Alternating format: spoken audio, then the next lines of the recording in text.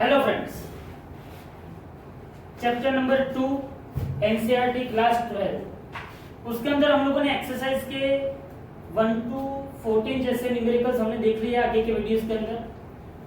अभी हम एक्सरसाइज का 18 नंबर का सम देख रहे हैं। एक्सरसाइज का 18 रियलिटी में देखने जाओ तो एक्सरसाइज तो कब की खत्म हो गई है। ये हम एडिशनल एक्सरसाइज के सब सम करवा रहे हैं। तो एक्सरसाइज का 18 नंबर का सम जो है, एक्सरसाइज का 18 नंबर का सम ध्यान से देखिए क्या बोला है उसने। In a hydrogen atom the electron and proton are bound at a distance of about 0.53 angstrom. In hydrogen atom electron and proton, electron and proton के बीच का जो यहाँ पे डिस्टेंस दिया हुआ है वो 0.53 एंगस्ट्रॉम है। मतलब एक इलेक्ट्रॉन और एक प्रोटॉन के बीच का डिस्टेंस कितना है? 0.53 एंगस्ट्रॉम। ओके, सीधी सी बात है। प्रोटॉन की अगर बात करें तो उसका चार्ज कितना आएगा? 1.6 × 10⁻⁻19 कूलम। और अगर हम इलेक्ट्रॉन की बात करें तो उसका चार्ज कितना आएगा? -1.6 × 10⁻19 बराबर। तो ये दोनों 0.53 एंगस्ट्रॉम पे सेपरेट किए हुए हैं।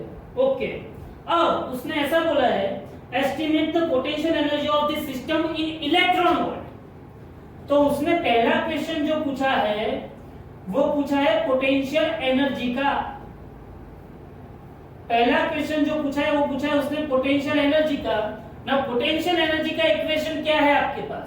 तो पोटेंशियल एनर्जी का इक्वेशन है मेरे पास U = KQ1Q2 divided by R। तो U = K कितना है? 9 × 10⁹। Q1 कितना है? 1.6 × 10⁻19। Q2 कितना है? -1.6 × 10⁻19 डिवाइडेड बाय R 0.53 × 10⁻10 मीटर। तो इसके ऊपर से आपको जूल के अंदर, जूल में आपको एनर्जी मिलेगी। अगर आप इसका कैलकुलेशन करोगे तो आपको एनर्जी किस में मिलेगी? जूल के अंदर एनर्जी मिलेगी। और आपको यहाँ पे एनर्जी पूछी है, आपको यहाँ पे पोटेंशियल एनर्जी पूछी है इलेक्ट्रॉन वोल्ट में। तो आपको इलेक्ट्रॉन वोल्ट क्या है वो पता होना चाहिए। इलेक्ट्रॉन वोल्ट क्या है? Electron volt is nothing but unit of energy, another unit of energy. जब भी आप एटॉमिक लेवल पे, मॉलिक्यूलर लेवल पे, सब एटॉमिक लेवल पे अगर आप बात करते हो, न्यूक्लियस के लेवल पे अगर आप बात करते हो तो आपको एनर्जी को जूल में रिप्रेजेंट करना नहीं है, आपको एनर्जी को इलेक्ट्रॉन वोल्ट में रिप्रेजेंट करना है। और इलेक्ट्रॉन वोल्ट जो है 1 इलेक्ट्रॉन वोल्ट मतलब एनर्जी गेन बाय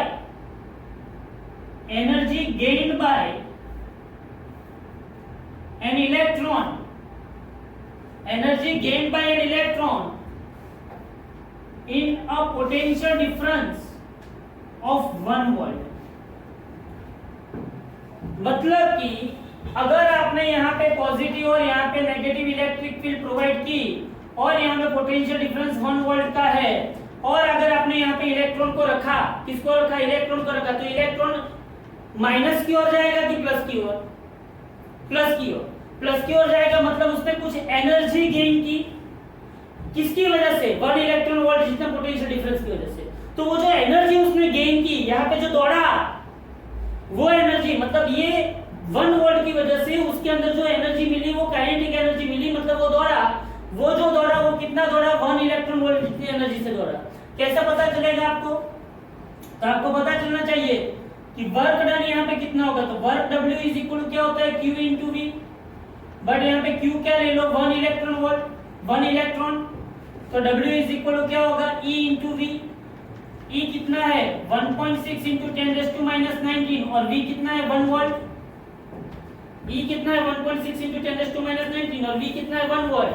तो आपको W मिल जाएगा 1.6 × 10⁻19 जूल, जिसको हम बोलते हैं 1 इलेक्ट्रॉन वोल्ट। तो मैंने यहाँ पे आपको सिर्फ 1 इलेक्ट्रॉन वोल्ट के बारे में बताया। 1 electron volt is nothing but 1.6 × 10⁻19 joule. तो यहाँ पे मुझे जो आंसर मिलता है, इसको अगर आप कैलकुलेट करोगे तो आपको आंसर मिलता है इसको अगर आप कैलकुलेट करोगे तो आपको जो आंसर मिलता है वो किसमें मिलेगा, जूल में मिलेगा।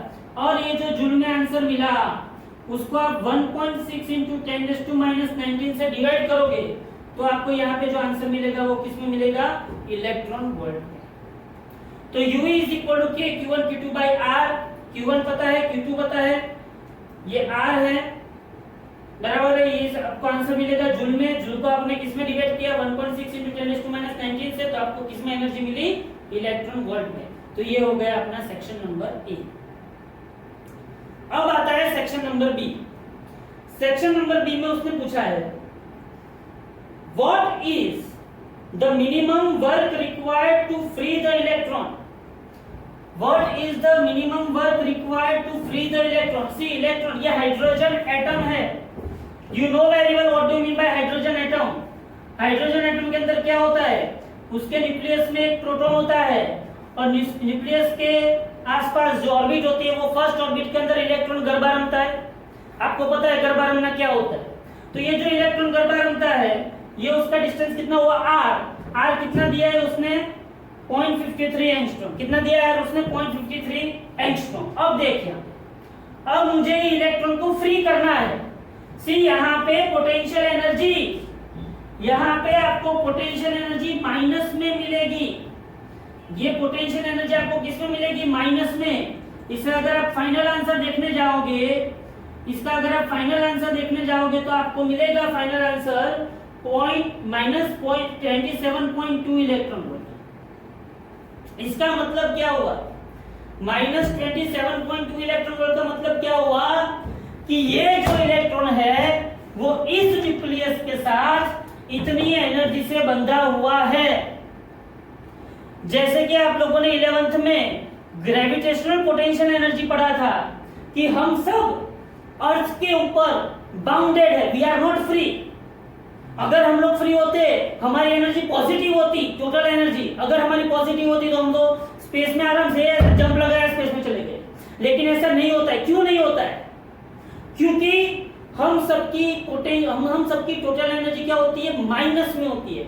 ये माइनस साइन क्या इंडिकेट करता है, we are bounded to the earth. तो यहाँ पे माइनस साइन क्या इंडिकेट करता है कि electron is bounded to the nucleus. अब उसने ऐसा पूछा कि अब मुझे ये इलेक्ट्रॉन को फ्री करना है। जैसे आप केमिस्ट्री में पढ़ते हो, केमिस्ट्री में ये हाइड्रोजन एटम है। केमिस्ट्री में आपको पता है कि एक इलेक्ट्रॉन रिमूव किया तो वो क्या बन जाएगा। अगर कोई भी एटम में से आप इलेक्ट्रॉन रिमूव करते हो तो वो क्या बन जाता है, आयन। एटम में से इलेक्ट्रॉन को रिमूव करते हो तो वो क्या बन जाता है, आयन बन जाता है। तो यहाँ पे मुझे वो, आपको केमिस्ट्री में क्या इजीली बोल देते हैं, भाई एक इलेक्ट्रॉन रिमूव हुआ तो H+ आयन बन गया, ऐसा केमिस्ट्री में बोल दिया। लेकिन फिजिक्स क्या कहता है कि भाई इलेक्ट्रॉन को रिमूव किया, लेकिन इलेक्ट्रॉन की ऐसी चीज थोड़ी है कि उसको ऐसे ही बोल दिया, रिमूव कर दिया तो आयन बन गया। नहीं, उसको रिमूव करने के लिए कितनी एनर्जी चाहिए, उसको रिमूव करने के लिए कितनी एनर्जी चाहिए, उसके बारे में हमको सेकंड क्वेश्चन में पढ़ना है। तो ध्यान से देखो, बी पार्ट क्या कहता है। बी पार्ट में कह रहा है what is the minimum energy required to free the electron given that its kinetic energy is half the magnitude of potential energy. Given that kinetic energy of electron is half the magnitude of potential energy. बोलो, ये statement समझ में आना चाहिए। फिर से लिख रहा हूं, kinetic energy is equal to half of the magnitude of potential energy, ऐसा गिवन है। तो we have given that kinetic energy is equal to half of the potential magnitude of potential energy। अच्छा भाई, तो kinetic energy is equal to half of magnitude of potential energy। potential energy कितनी है, -27.2 electron volt. तो kinetic energy कितनी होगी, half. Magnitude है तो ये माइनस का क्या हो जाएगा, प्लस हो जाएगा। तो यहाँ पे आपको काइनेटिक एनर्जी कितनी मिली, 27.2 बटे हाफ क्या होगा, 13.6 होगा। 27/2 क्या होगा 13.6 इलेक्ट्रॉन वोल्ट। मतलब कि ये इलेक्ट्रॉन की काइनेटिक एनर्जी कितनी है 13.6 इलेक्ट्रॉन। तो टोटल एनर्जी क्या होगी बोलो। टोटल कोई भी जगह पे अपने को क्या देखना होता है टोटल एनर्जी। तो टोटल एनर्जी क्या होगी now total energy of electron which is revolving around the nucleus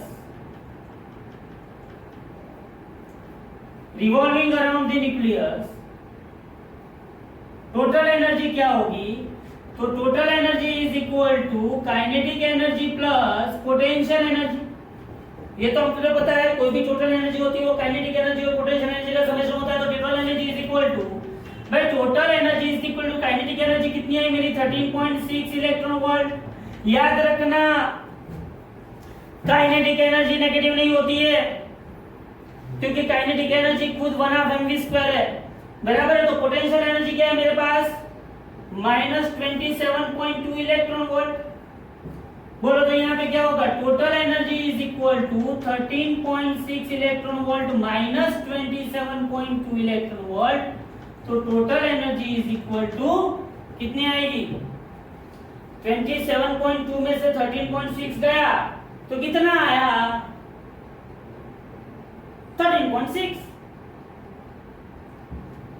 कितना आया -13.6 इलेक्ट्रॉन वोल्ट।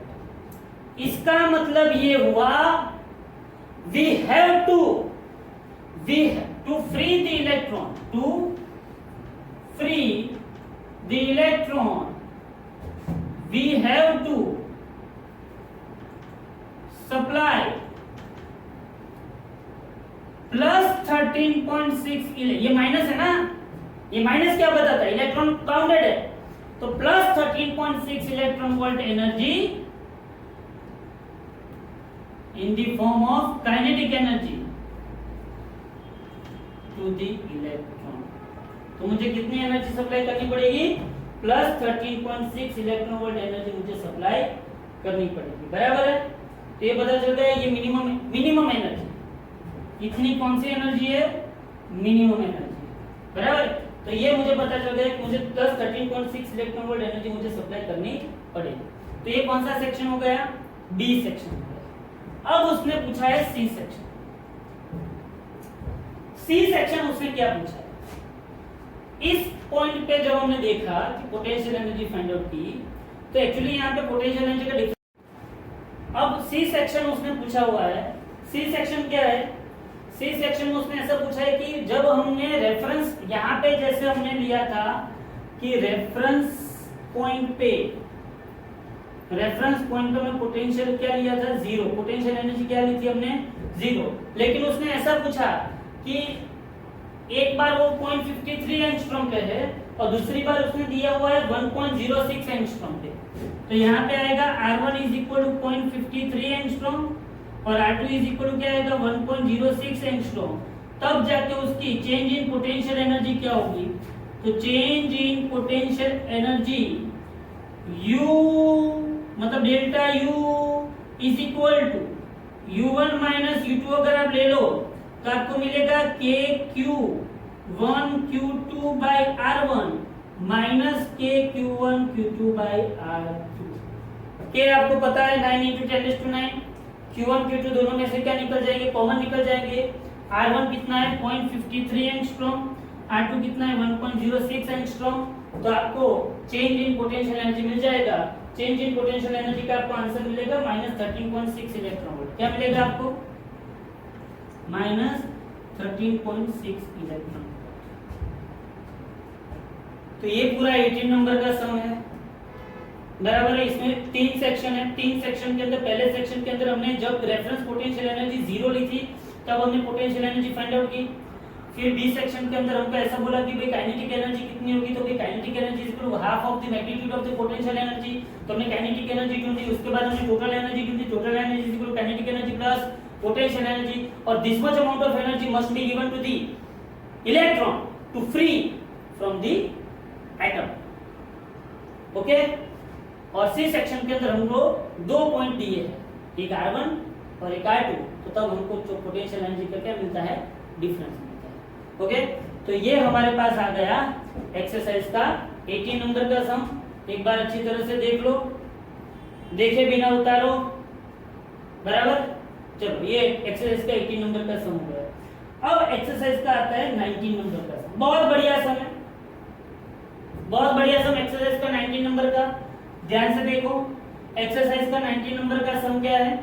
उसमें ऐसा बोला है कि H2 मॉलिक्यूल, H2 मॉलिक्यूल, बोला H2 मॉलिक्यूल मतलब कौन मुझे बताएगा कि H2 मॉलिक्यूल में कितने प्रोटॉन होते हैं और कितने इलेक्ट्रॉन होते हैं? कोई बता सकता है भाई H2 मॉलिक्यूल के अंदर कितने प्रोटॉन होते हैं और कितने इलेक्ट्रॉन होते हैं? एक्सरसाइज का 19। ये H2 मॉलिक्यूल है, क्या है? मॉलिक्यूल। सीधी सी बात है, H2 मॉलिक्यूल। अब देखो, एक हाइड्रोजन एटम होता है, उसके अंदर एक प्रोटॉन और एक इलेक्ट्रॉन। वापिस एक हाइड्रोजन एटम ले लो, H2 मतलब 2 हाइड्रोजन एटम, तो वापिस एक प्रोटॉन और क्या आएगा? एक इलेक्ट्रॉन। तो टोटल कितने प्रोटॉन हुए? 2 प्रोटॉन और 2 इलेक्ट्रॉन हुए। ये H2 मॉलिक्यूल। अब उस बंदे ने ऐसा पूछा है कि H2 मॉलिक्यूल जो है उसको उसने H2 प्लस आयन बनाया। H2 मॉलिक्यूल को H2 प्लस आयन हम कैसे बना सकते हैं? H2 मॉलिक्यूल को H2 प्लस आयन हम कैसे बना सकते हैं? एक इलेक्ट्रॉन रिमूव कर दें, रिमूविंग 1 इलेक्ट्रॉन। एक इलेक्ट्रॉन रिमूव कर दिया तो H2 प्लस आयन के पास क्या क्या बचेगा? एक प्रोटॉन, वापिस एक प्रोटॉन और वापिस एक इलेक्ट्रॉन बचेगा। बोलो, पता चला? टोटल 2 प्रोटॉन 2 इलेक्ट्रॉन थे, उसमें से एक इलेक्ट्रॉन चला गया तो 2 प्रोटॉन बचे और एक इलेक्ट्रॉन बचा, मतलब 3 चीज बची अपने पास। अच्छा भाई, तो ये H2 प्लस आयन जो है उसमें उसने ऐसा बोला है कि 2 प्रोटॉन के बीच का डिस्टेंस 1.5 एंगस्ट्रॉम है। 2 प्रोटॉन के बीच का डिस्टेंस 1.5 एंगस्ट्रॉम, और जो एक इलेक्ट्रॉन बचा तो प्रोटॉन और इलेक्ट्रॉन के बीच का डिस्टेंस 1 एंगस्ट्रॉम। 2 प्रोटॉन के बीच का डिस्टेंस 1.5 एंगस्ट्रॉम है और प्रोटॉन एंड इलेक्ट्रॉन के बीच का डिस्टेंस कितना है? 1 एंगस्ट्रॉम है। तो उसने ऐसा बोला है, find out the total potential energy of the system. क्या बोला है उसने? Find the total potential energy of the system. Total potential energy of the system उसने पूछा है। अब देखिए, सीधी सी बात है, प्रोटॉन के लिए हम क्या लिखेंगे? Q1 is equal to 1.6 into 10 raised to minus 19 coulomb, और इलेक्ट्रॉन के लिए हम क्या लिखेंगे? Q2 is equal to minus 1.6 into 10 raised to minus 19। इसको 1 नाम दे दो, इसको 2, इसको 3। टोटल पोटेंशियल एनर्जी, भाई टोटल पोटेंशियल एनर्जी उसने पूछा है, सिंपल सी बात है। बोलो, इसके कपल बनाओ, कपल बनाओ। 1 का 2 के साथ बनेगा, हाँ भाई, 1 का 3 के साथ बनेगा और 1 का 1 के साथ। वैसे 2 का 1 के साथ, 2 का 2 के साथ, 2 का 3 के साथ। ऐसा याद करो, मैं 11th में ग्रेविटेशन चैप्टर में न्यूमेरिकल में किया था। 1 1 1 2 1 3, 2 1 2 2 2 3, सिमिलरली 3 1 3 2 3 3, बराबर। क्या खुद कभी खुद के साथ कपल बना सकते हो? नहीं। तो 1 1 गया, 2 2 गया, 3 3 गया। 1 2 है तो 2 1 भी गया, 1 3 है तो 3 1 भी गया, और 2 3 है तो 3 2 भी गया। तो पॉसिबिलिटी कितनी बची? बराबर। तो total potential energy of the system, total potential energy of the system, U is equal to, बोलो, U12, U13 and U23। U12 U13 and U23। तो U इज इक्वल टू, बोलो U12 क्या होगा? U12 मतलब पोटेंशियल एनर्जी का equation क्या है? U is equal to K Q1 Q2 by R। तो 12 में क्या आएगा? K Q1 Q2 by R1 plus 12 में डिस्टेंस कितना है दोनों के बीच का? R1। चलो 13 क्या होगा? 13 क्या होगा? K Q1 Q3 divided by R2 plus, suppose कि इसको मैं R3 ले लेता हूं, चलेगा, लेकिन है तो 1 एंगस्ट्रॉम ही, बराबर। तो यहाँ पे क्या होगा? K Q2 Q3 divided by R1 1.5 है, R2 1 एंगस्ट्रॉम है और R3 भी 1 एंगस्ट्रॉम है। बोलो इसमें से कोई भी चीज कॉमन निकल रही है? सिर्फ K कॉमन निकल रहा है। लेकिन अगर आप देखने जाओ तो अगर मैं Q1 को प्लस ही बोलूं और Q2 को माइनस ही बोलूं, तो मैं यहां पे स्मार्ट वर्क क्या कर सकता हूं? Q1 Q2 प्लस, तो plus E divided bye R1 कितना है? 1.5 into 10⁻⁻10 plus K Q1 Q3 plus and minus, तो plus E minus E divided by R2 कितना है? 1 एंगस्ट्रॉम, मतलब 1 इंटू 10⁻⁻10 2 3 मतलब plus E minus E divided bye 1 into 10⁻⁻10। चलो इसमें से कॉमन कौन निकलेगा? बोलो फटाफट। K E square divided by 10⁻⁻10, बराबर। तो K E square divided by 10⁻⁻10, K E square divide, तो यहाँ पे क्या बचा? 1/1.5 प्लस माइनस सब कॉमन निकल गया तो 1, प्लस माइनस सब कॉमन निकल गया तो U is equal to 9 into 10⁻⁹ 1.6 into 10⁻⁻19 का स्क्वायर डिवाइडेड बाय 10⁻⁻10 1/1.5 माइनस 2। इसको सॉल्व कर दोगे तो आपको आंसर मिल जाएगा। क्लियर? सिंपल सा सम था, कोई बबल नहीं थी, सिर्फ आपको क्या बोला था? H2 मॉलिक्यूल के बारे में बात की गई थी। ओके, H2 मॉलिक्यूल में से मैंने H2 प्लस आयन बनाया, 3 पार्टिकल बचे, उसकी मैंने क्या फाइंड आउट कर ली? Potential energy. देख लो एक बार जल्दी से, उसके बाद हम करते हैं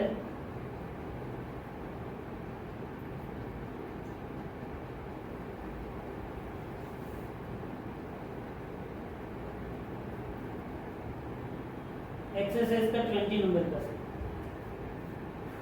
ये कौन सा था? 19। अब हम करते हैं एक्सरसाइज का 20 नंबर वाला सम। ये सम मैंने आगे कोई वीडियो के अंदर एक्स्ट्रा JEE नीट के अंदर जब चलाया था तब हो गया था ये सम, बराबर है। तो यहाँ पे देखो एक्सरसाइज का 20 नंबर वाला सम।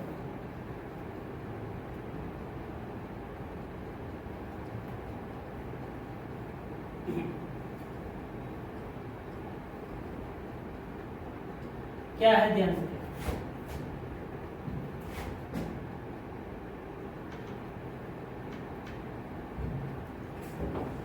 दो स्फीयर है, एक स्फीयर का रेडियस, दो कंडक्टिंग स्फीयर है, एक स्फीयर का रेडियस है A और दूसरे स्फीयर का रेडियस है B। टू स्फीयर्स, एक स्फीयर का रेडियस है A, दूसरे स्फीयर का रेडियस है B, और दोनों स्फीयर को कंडक्टिंग वायर से कनेक्ट किया हुआ है।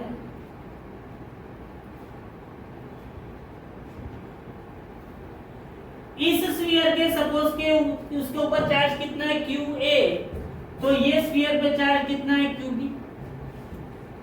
बराबर। Okay fine. उसने ऐसा पूछा है कि उसने जो भी पूछा है, उसने एक्चुअली क्या पूछा है? सरफेस चार्ज डेंसिटी का रेशियो ले लो, इलेक्ट्रिक फील्ड का रेशियो ले लो, लेकिन मैं कुछ और भी यहाँ पे डेरिवेशन करवाऊंगा, क्योंकि इसमें जितने भी इक्वेशन हम डिराइव करेंगे ये न्यूमेरिकल में, वो सब एमसीक्यू के लिए डायरेक्ट इक्वेशन, शॉर्टकट फील्ड है। बराबर। तो ध्यान से देखो, तो उसने क्या किया, उसने क्या पूछा है कि इलेक्ट्रिक फील्ड का रेशियो ढूंढो। लेकिन पहले मैं एक बात बताना चाहता हूँ, ये बात समझ लो कि भगवत गीता में लिखी हुई है। आपको कभी भी आपको कुछ कोई भी पूछे तो आपको ये बात जैसे आपके मुंह से गाली निकलती है वैसे ही निकलनी चाहिए। ध्यान से देखना, समझना। जैसे आपके मतलब मैं आपको ऐसा बोलूं, जैसे ही मैं आपको ऐसा बोलूं कि भाई दो गोले हैं, दो कंडक्टिंग स्फीयर है और उसको मैंने कंडक्टिंग वायर से कनेक्ट किया, तो दो स्फीयर को अगर मैंने कंडक्टिंग वायर से कनेक्ट किया तो क्या होगा? When two charged spheres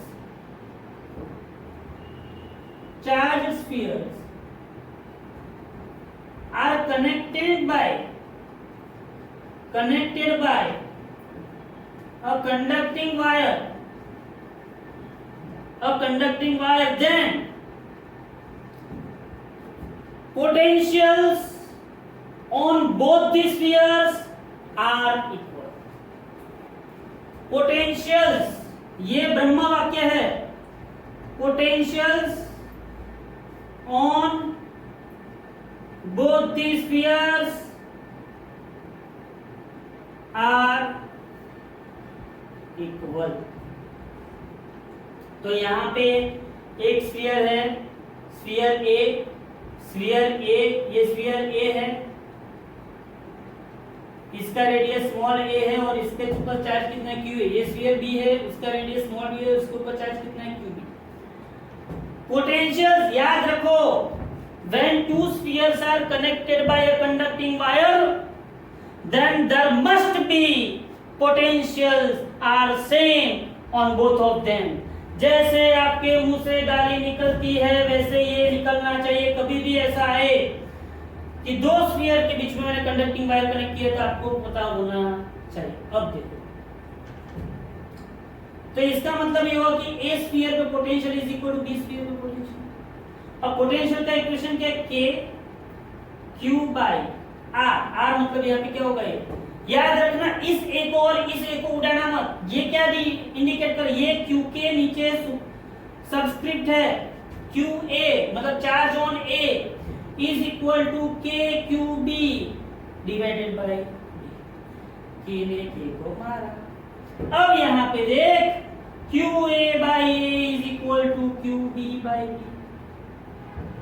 अब क्या मैं इसको ऐसे लिख सकता हूं? Q A by Q B is equal to A by B. क्या मैं इसको ऐसे लिख सकता हूं? Q A by Q B is equal to A by B. मैं लिख सकता हूं कि नहीं लिख सकता हूं? लिख सकता हूं। अब सोच, अब मैं क्या करूं? अब आप लोगों को कंपोनेंडो डिविडेंडो पता था, हाँ? तो मैं क्या करता हूं यहाँ पे, और अगर वो सब कुछ याद, मैं सिंपल से एक बात बताता हूं कि मैंने क्यूबी को ऊपर ऐड किया, और नीचे एज इट इज रखा, तो मुझे यहाँ पे बी को भी ऊपर ऐड करना पड़ेगा और नीचे एज इट इज रखा। सिंपल सी बात है ना। अगर मैंने क्यूबी को ऊपर ऐड किया तो इस साइड भी बी को ऊपर ऐड करना पड़ेगा, नीचे तो एज इट इज। बट मुझे यहाँ पे पता चला कि जब मैंने इन दोनों को कनेक्ट किया था तब Q is equal total charge, कौन सा charge? Total charge Q is equal क्या आया था? QA plus QB। इसको दे दो इक्वेशन में। Total charge Q is equal क्या है? QA plus QB। तो बोलो QA plus QB is equal क्यों लिख सकता हूं? तो QA plus QB is equal Q upon QB is equal A plus B बटे B। कोई गलत तो नहीं किया है ना? बराबर A प्लस B बटे B। तो मैं QB को सब्जेक्ट ऑफ इक्वेशन बनाऊं तो Q into B upon A plus. तो अगर आपको ऐसा पूछे MCQ में, कैसे दो चार्ज स्फीयर है, इसके ऊपर 50 माइक्रोकूलम चार्ज है, इसके ऊपर 20 माइक्रोकूलम चार्ज है, फिर जब मैंने दोनों को कनेक्ट किया कंडक्टिंग वायर से, तो अब उसके ऊपर इंडिविजुअल चार्ज कितने होंगे? After connecting this sphere charge will be this. See, पहले ही जो QA एंड QB था ना, Q and QB वो पहले था, after connecting this way charge is this. Okay, अब बोलो अगर मुझे QB मिल गया तो क्या मुझे QA मिलेगा? कैसे? यहां पे लिख देना इक्वेशन नंबर 1 पे। Now equation number 1, Q is equal to क्या है? QA plus QB। तो बोलो QA इज इक्वल टू क्या होगा? Q minus QB। तो बोलो QA is equal to QQ और QB कितना है? Q into B upon A plus B। तो QA is equal to Q common निकाला, 1 minus B upon A plus B। बोलो अब क्या होगा? तो QA इज इक्वल टू क्या होगा? Q into A plus B minus B upon A plus B, B ने B को मारा तो QA is equal to Q into A upon A plus individual charge मिला। अब मुझे यहाँ पे क्वेश्चन में क्या पूछा है? इलेक्ट्रिक फील्ड का रेशियो पूछा है। किसका रेशियो पूछा है मुझे? इलेक्ट्रिक फील्ड का। नाउ इलेक्ट्रिक फील्ड मुझे चाहिए, बराबर है, लेकिन वापस मैं यहाँ पे लिखता हूं, but we know that VA is equal to VB, VA is equal to VB, ये मुझे पता है। वापस मैं ये इक्वेशन लिखता हूं, VA is equal to VB, तो KQA by A is equal to KQB by B। K cut नहीं, अभी K कट नहीं करना। अब देख, लेफ्ट हैंड साइड को A से मल्टीप्लाई करो और A से डिवाइड करो। लेफ्ट हैंड साइड को क्या करो? A से मल्टीप्लाई A से डिवाइड। राइट हैंड साइड को क्या करो? B से मल्टीप्लाई बाय B से डिवाइड।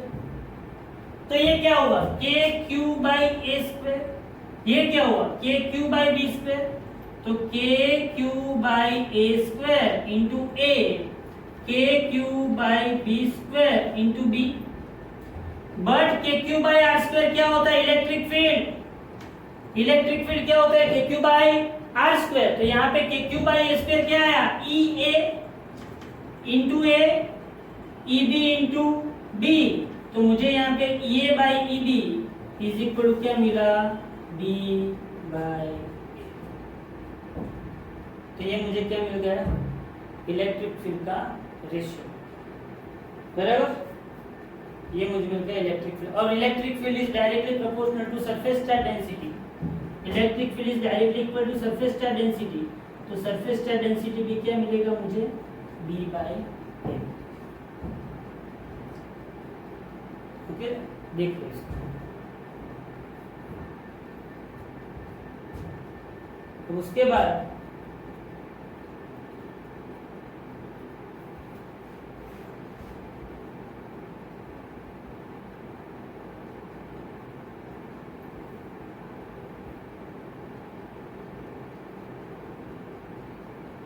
थोड़ा इजी सा सम ले लेता हूँ। 22 नंबर का लास्ट सम ले लेता हूँ, इजी है क्या? सिंपल सम है 22 नंबर का लास्ट सम।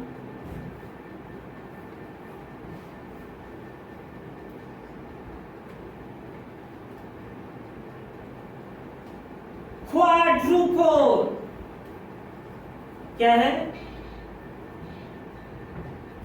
क्वाड्रुपोल हमने डाइपोल देखा था। डाइपोल मतलब एक पॉजिटिव और एक क्या होता है? नेगेटिव। ऐसा क्या आता है? क्वाड्रुपोल आता है। क्या आता है? क्वाड्रुपोल। मतलब कि दो डाइपोल को एक दूसरे से ऑपोजिट डायरेक्शन में रखा हुआ है। टू डाइपोल्स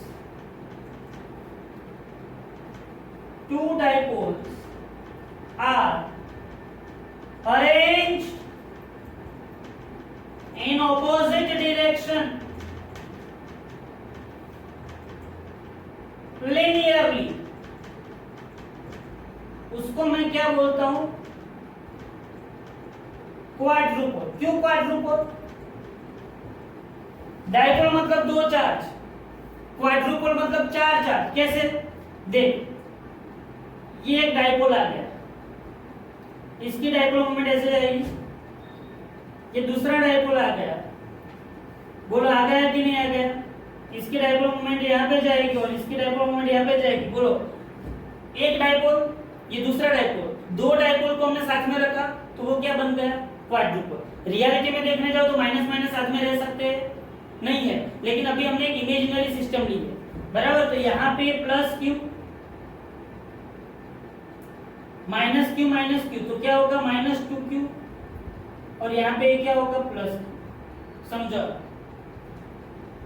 ये जो सिस्टम है क्वाड्रुपोल, यहाँ पे इन दोनों के बीच का डिस्टेंस r है,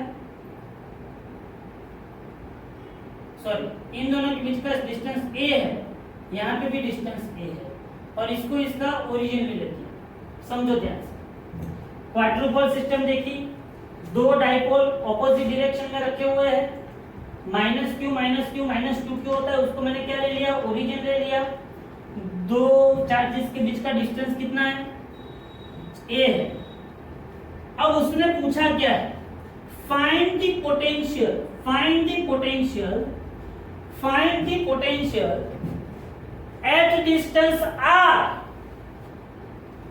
find the potential at distance r from the origin on the axis of the dipole. Find potential at distance r from the origin on the axis of the dipole. तो यहाँ पे assume करो, assuming the point P on the axis of dipole, axis of quadrupole at distance r from the origin, origin से r distance पे एक point P आप consider करो। बोलो भैया, इस प्लस क्यू से ये P पॉइंट जो है उसका डिस्टेंस कितना होगा, distance of P from plus Q, इस प्लस क्यू से, तो ये R और ये A, तो कितना हुआ R प्लस है। Distance of P from minus 2q, minus 2q से कितना होगा R, और डिस्टेंस ऑफ P फ्रॉम ये प्लस क्यू, तो ये R है और ये A है, तो ये कितना होगा R माइनस सी, ये R और ये निकल गया, तो ये कितना बचा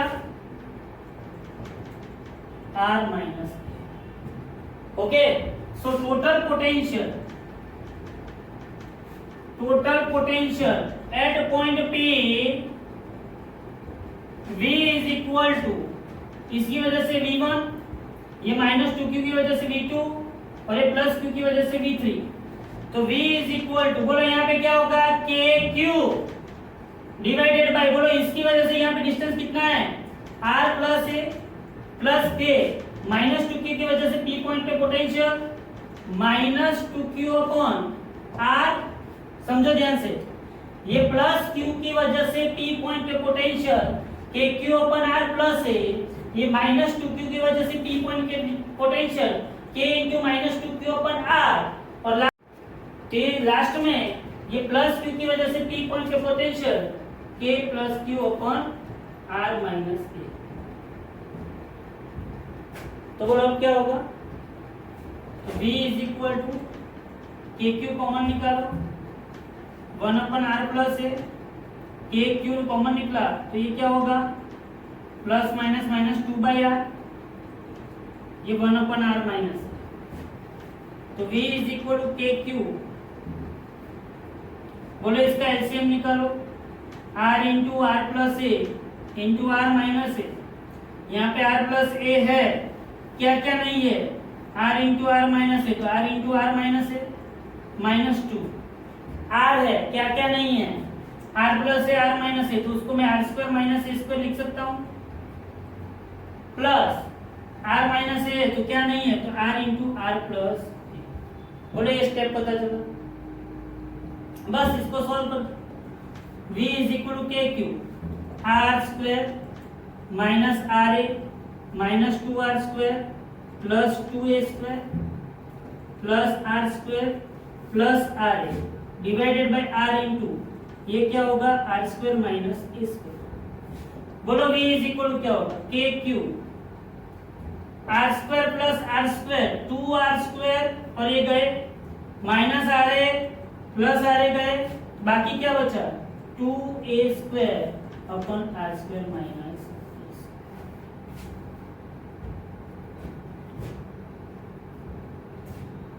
2a square upon r into R square minus a square. Okay, तो ये नॉर्मल सम था, सिर्फ आपको मैथमेटिक्स यूज करना था। ओके, तो ये 22 नंबर वाला सम हो गया। तो अभी यहाँ पे हमारा 18, 19, 20 एंड 22 हमने 4 ऐसे एडिशनल एक्सरसाइज के सम कवर किए हैं। Thank you very much.